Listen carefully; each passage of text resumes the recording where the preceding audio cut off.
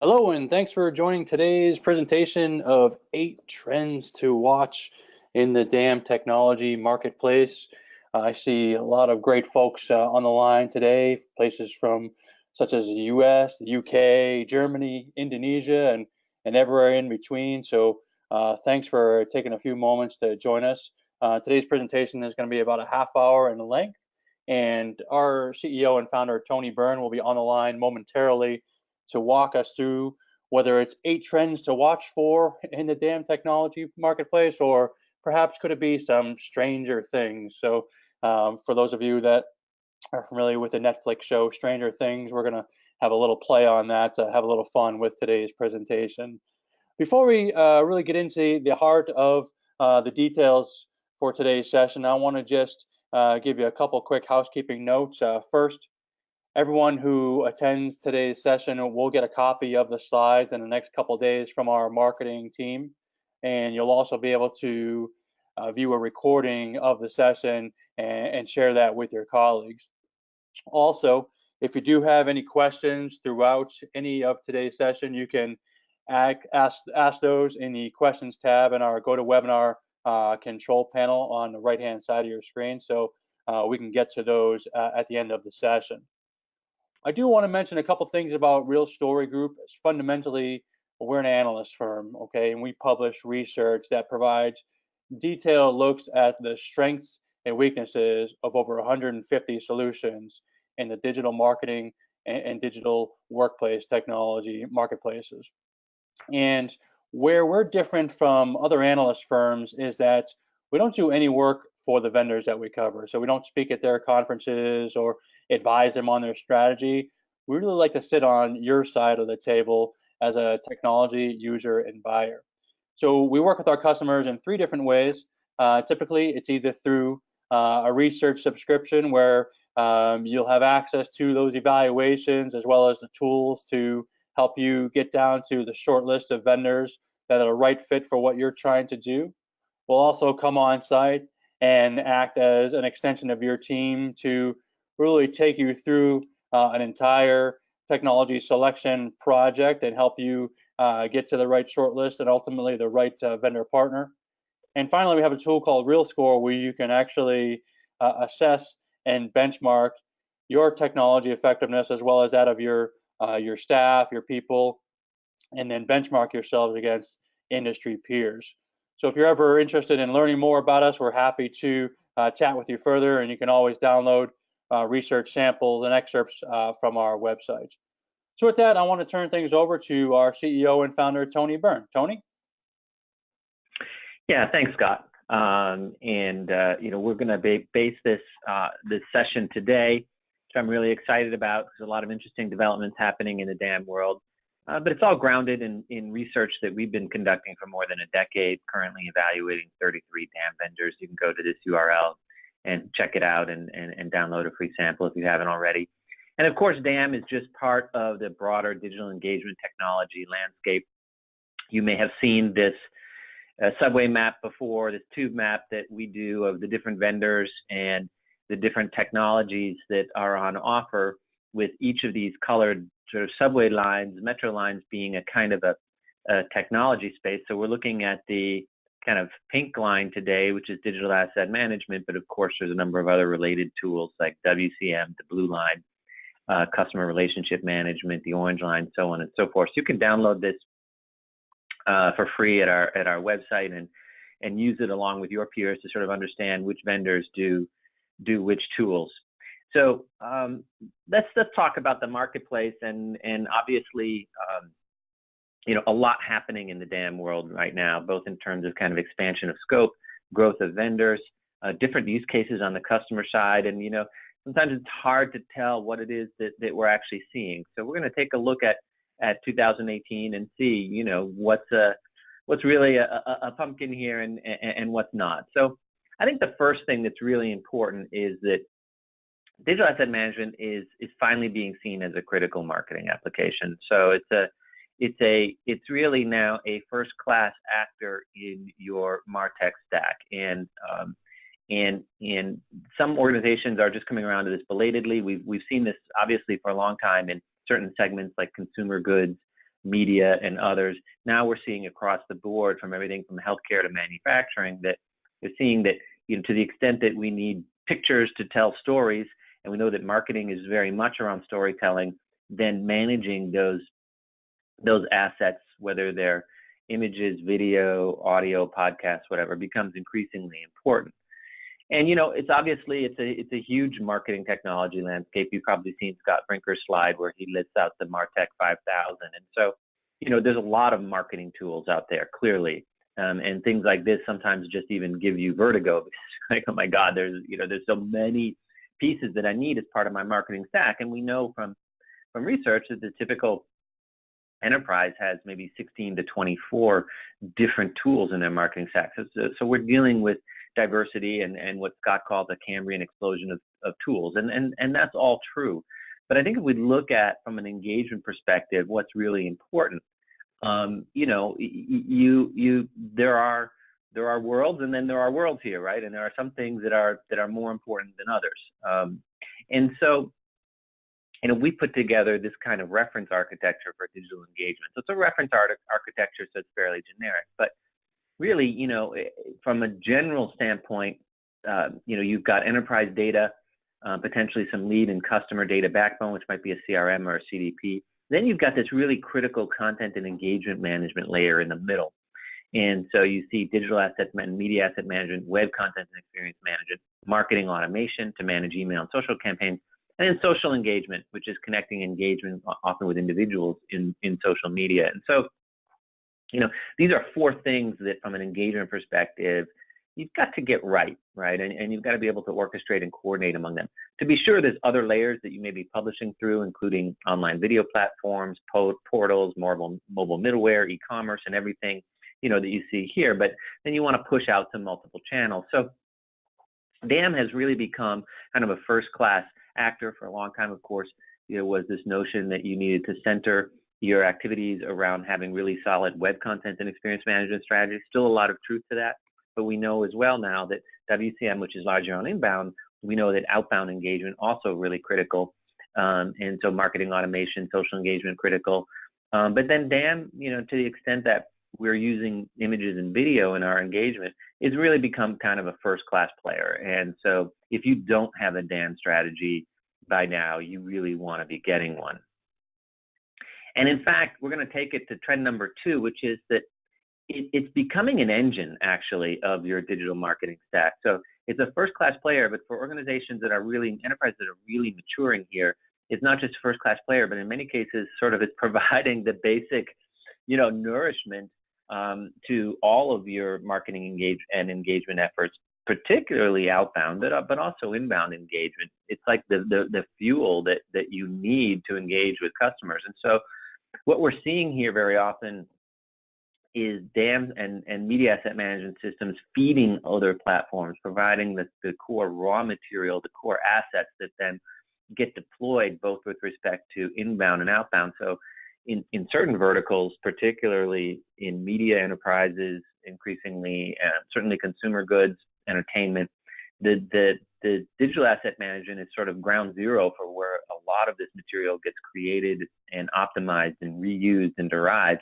and then pushed out to multiple channels. So that's kind of a second trend, which is, DAM is not just, it's first-class player everywhere, and it's increasingly the engine in many large enterprises of the overall marketing and engagement activity.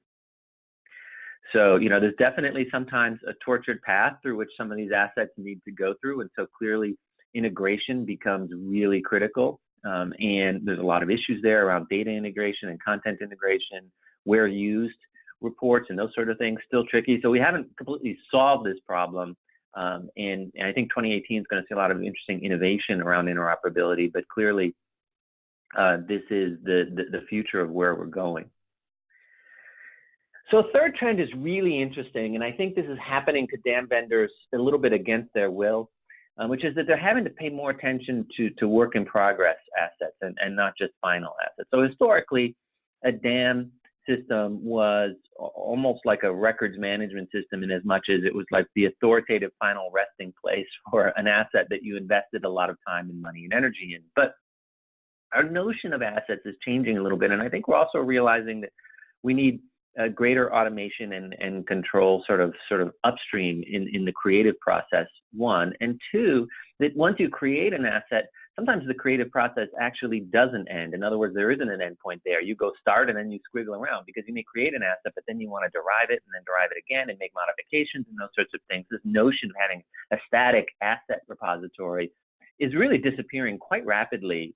We saw it last year. We're seeing a lot more of it this year, of really, integrating just the whole creative process into not just the initial creation of the asset, but the ongoing derivation of value from that asset. And so, there's a lot of interesting tooling that has come up around the marketplace around content operations, work in progress, creative workflows, and then ultimately, once you've created an asset, then deriving new assets or derivatives, or just contextualizing the asset at the edge. So, for example, we'll see organizations that are going to send one version of a video to YouTube, but a very different version of that video to Twitter, right? And so likewise with, image sharing across different media and networks as well. So in a way, what we're discovering is that the creative process doesn't ever really end. And so asset management systems that are designed just to be kind of static repositories, we think those are going to be a thing of the past. And 2018 is really calling question on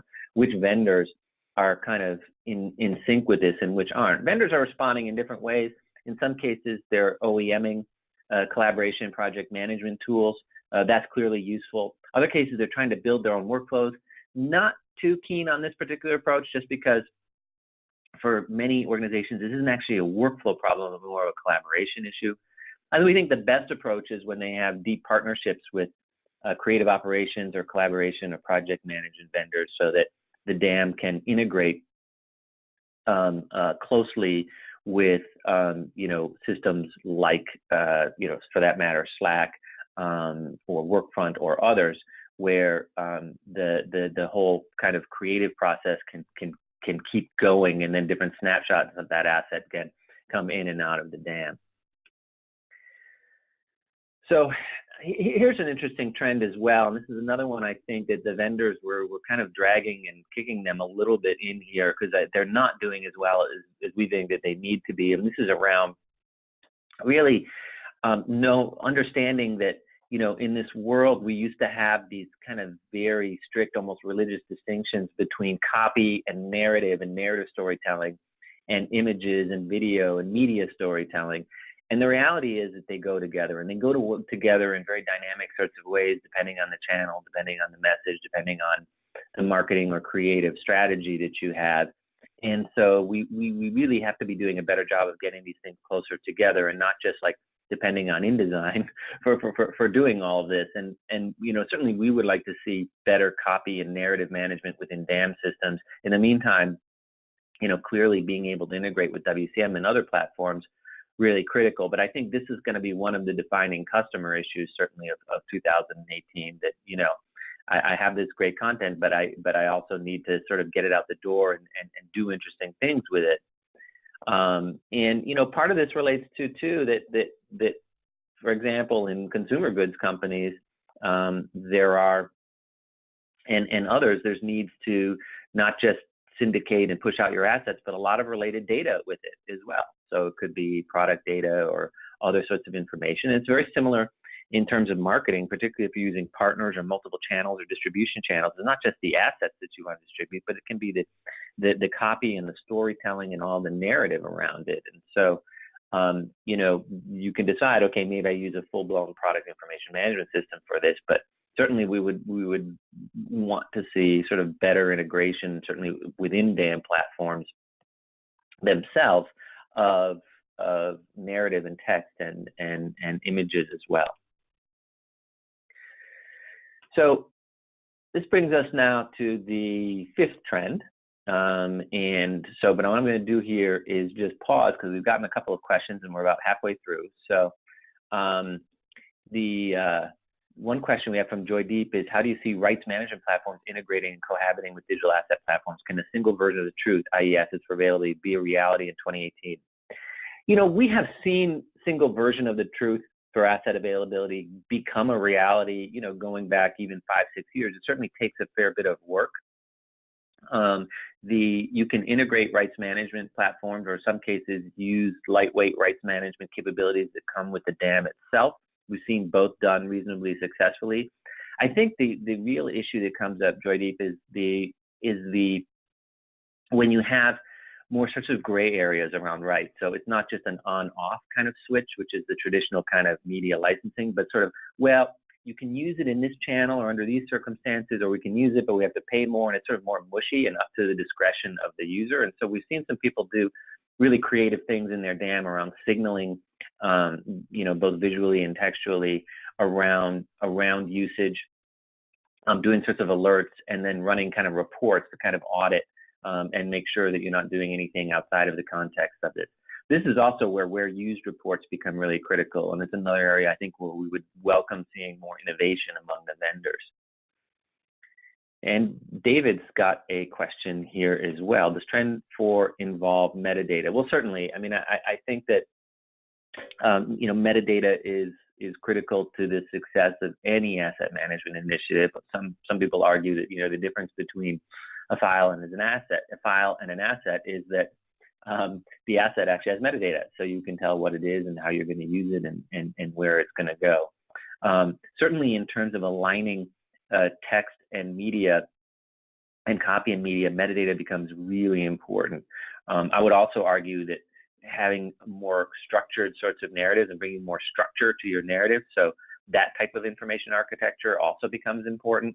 So it's the structure of the text and being able to realize and recognize that structure, and then also metadata, which is of course really critical to interop in general, really essential to asset management, but also really important in terms of bringing together narrative and media assets together for dynamic kind of storytelling.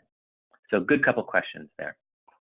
All right, let's move on to trend number 5, which is DAM helping enterprises address video explosion. Okay, so we've been talking about this for 10 years, video in the enterprise, both for internal purposes and external. And I think we've all been kind of waiting for a tipping point. And there's a lot of issues around this, including the costs and challenges with producing high quality media. But I think we did reach a tipping point in 2016 and 2017. And we see a lot of enterprises, even outside media and entertainment, really starting to take this seriously, both with respect to their external engagement, and in some cases, internal engagement, and certainly education and internal storytelling and mentoring and all kinds of different, sort of workplace-oriented use cases. And as video becomes more accessible, particularly smartphone video, we are beginning to see this explosion. And I'll tell you that this is a real dividing line in the DAM industry, which are tools that adequately support and allow you to manage videos, and tools that kind of don't, that just treat them as just another file. So obviously video, we're way beyond the Betacam days and VHS. There has been an explosion. A big issue is just the quality now of what you can do, even with just a smartphone or maybe a smartphone and a small tripod or no jitter thing. And we're seeing a lot of really interesting experimentation going on. And so there are obviously challenges around it, cost and reuse and others. And one of the interesting capabilities of some of the emerging capabilities among certain digital asset management vendors is the ability to do browser-based light editing and derivation of videos. So not having to then take it to an expert and use Adobe Premiere or the likes to actually do the editing, but to swap out a bumper, put in some different narrative text or different captions, maybe do some light edits or extractions, create different versions. So this kind of reuse, which is where you really justify the cost of video, becomes a lot more accessible, a lot more possible. And obviously there's a lot of really interesting things here, including, the ability to, in a narrative sense, to extract some of the dialogue for search purposes, to jump to a particular place in the video where there's dialogue. I mean, there's a lot of really interesting things that these tools give the more kind of amateur producer. Sure, it's not the same as actually producing a high quality video in the first place. You need excellent, production videography for that. But in terms of taking, raw creative assets and doing interesting things with them, we're really moving in the right direction here, at least those vendors who are serious about it. And there's a lot of interesting capabilities out there. You just need to make sure that your vendor can actually support the things that you want to do. So here's another trend, and this has been going on for a while. I think we saw this really hit its stride around 2015, where people kind of disconnecting from their external agencies, whether it was an ad agency, a digital agency, disconnecting from their repository and really taking back control of their own assets. But we still see this time and again. And I think 2018, we've encountered some horror stories, and we're going to be publishing some, but just this idea of really decoupling your asset management from your agency relationships, so that you're in control of your assets, you own all of your assets. Your agencies then work with your DAM. That's the critical thing. And most digital asset management systems will allow for that kind of an access through various types of portals where the agency can upload and download and share and collaborate, but you're owning the assets or physically in control of the assets and not them. And for a while, I think there were many enterprises who relied on their agencies just because the enterprise itself didn't have the infrastructure to support this, and the agency obviously did. But that created a kind of a conflict of interest and a sort of umbilical cord in the relationship that really needed to get cut. So I think this is a very healthy trend. Like I said, it's been building for a while, but I think in 2018, by the end of this, you won't see any self-respecting enterprise really leaving their core assets out with their consultants and agency advertising partners, but really owning them in-house and having the partners kind of come to them. And so, it's not just who owns your assets, hopefully you own them, but sort of where do they reside and who controls them, right? And so, my wish for you is never have to break into a building like this just to get your own assets out. And the reality is your assets could be all over the place. One of the interesting things about this is, again, if you use a bunch of different agencies, then maybe you're managing all these different, sort of going in and out of all these different environments, and that's a real nightmare. It's a lot of overhead for you. But the other interesting thing that we're seeing is, in some cases, people using a DAM as a kind of a management interface on top of something like Box or Amazon S3. So that's really interesting as well. So still allowing your partners to use Box or Amazon or some other service for file sharing, but it's all managed underneath your actual digital asset management system. So, the next one, of course, in any trend, you have to talk about AI and its cousin, machine learning. I think that that there is potential here. That we are, if you know RSG, that we are skeptics because we're less interested in being cheerleaders for the industry and more interested in being cheerleaders for you, and for you being really effective as customers of this technology. And so that, of course, naturally makes us a little bit skeptical about AI and ML. But for those of you who have serious volume, this is obviously where AI can help. And we're seeing a lot of interesting things here. Not just this, super scientific stuff, but, clearly being able to at least help auto-suggest terms. Or if you simply have if you have a really large, huge corpus, a backlog of assets that you're trying to migrate into a system, or you just have a heavy volume of throughput that is far and beyond what any human can do, there's a lot more opportunity now to have machines assign labels to these things and figure out what's in it. The standard caveat here is that you need to test some of these different services. So if you just look at these three, what they say about the same image here, they're coming out with some common terms like food, but also some unique terms, like, only one of them caught that this was a slider. And, only one of them detected that there was bread here. One of them thought this was delicious. I think that happens to be true. If you like traditional Southern North Carolina pulled pork. But, if you don't eat pork or you don't like Carolina style pork, maybe this isn't delicious. So this still requires a lot of testing. And there's different terms of use among some of the different capabilities. And certainly if a vendor is OEMing some of these capabilities, you want to find out, which engine that they're using, and definitely test it first. I think the other trend that we've been watching for a while, and it's really accelerating, is the specialization in kind of verticals and building kind of industry type expertise within particular dam vendors. And so if you subscribe to our research, you know that there's certain key usage scenarios that we use to evaluate the vendor. So what are they good at? What are they not good at?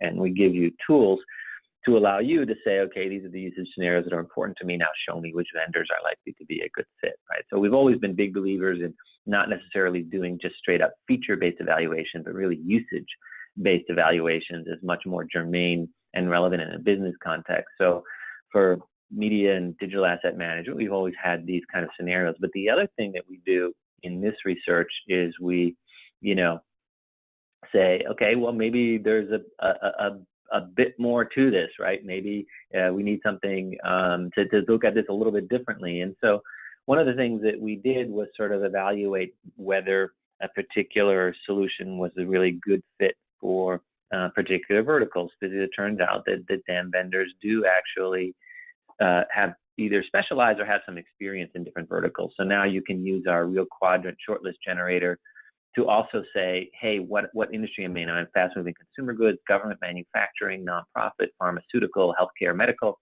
so on and so forth. And these will then, help you shape, okay, is this vendor going to be more or less a good fit for me? And you can see the screenshot there from Real Quadrant, which is our online tool. You can try it for free. If you're a subscriber, you get access to it and can play with it all to your liking to sort of figure out in a more dynamic way than you get from static kind of so-called magic quadrants. This is a real dynamic quadrant that tells you which vendors are a good fit for you relative to your specific needs. Okay, so these are the 8 trends. Just wanted to leave you with this. Welcome any other questions here. We've got time for 1 or 2 if you want to type them in, and then while you're typing, Scott, we'll just kind of wrap us up here real quick. Great, thanks, Tony. And like Tony said, you can actually try out the tools, the Real Quadrant and real-time applications to develop that customized shortlist or compare the vendors side by side right on our website. You can download an excerpt from not just the dam research, but the other 7 markets we cover. And then if you want to get some more information about our subscription offerings and the different pricing that's associated with them, feel free to go to our subscribe page, or certainly email us at the info@realstorygroup.com, and we'd be happy to chat with you further about how we can be a resource for you moving forward. It does look like there's a couple questions. Tony, I'll kick it back to you. Yeah, so Eric is asking, what are the core must-have features for dam solutions? And I don't know, we typically don't, Erica, honestly, we don't typically frame it that way because, first of all, we don't focus a lot on features. We do evaluate features. We focus more on use cases. And I'd rather see a vendor focus on executing particular use cases very well than necessarily saying must-have features. You can look up on our website. We've had some blog entries on the so-called 10 core. And these are 10 core features that every dam should have to be called a dam. So that's kind of, I would say, a basic threshold. And then beyond that, it's really relative to you as a customer, what's really important to you from a usage capability. And then there's different features that fall out of that. For example, video may not be important for you. So I'm not going to say that video is a must-have feature. But if video is really important to you, then obviously it's something important to look at. If we're a software tech company, which vertical would we select in the Real Quadrant tool? That's a good question. I'm not sure we have software tech as a breakout for dam per se. So I would say probably one of the more sophisticated ones, because we typically see software and tech as being fairly sophisticated B2B marketers. So, I would say probably something like professional services or something like that. In some other segments, we do break out software tech. For example, in our collaboration research. In this particular stream, we haven't, but it's interesting to think about it. So thanks, Ben, for that feedback. And the last question was from Jelaine, and she's asking if we already use Adobe AEM for Web Content and Experience Management, WCM, should we also use it for DAM? And I would say, Jelaine, no, not necessarily. You want to go through a whole selection process like we prescribe in this book that you see on our screen.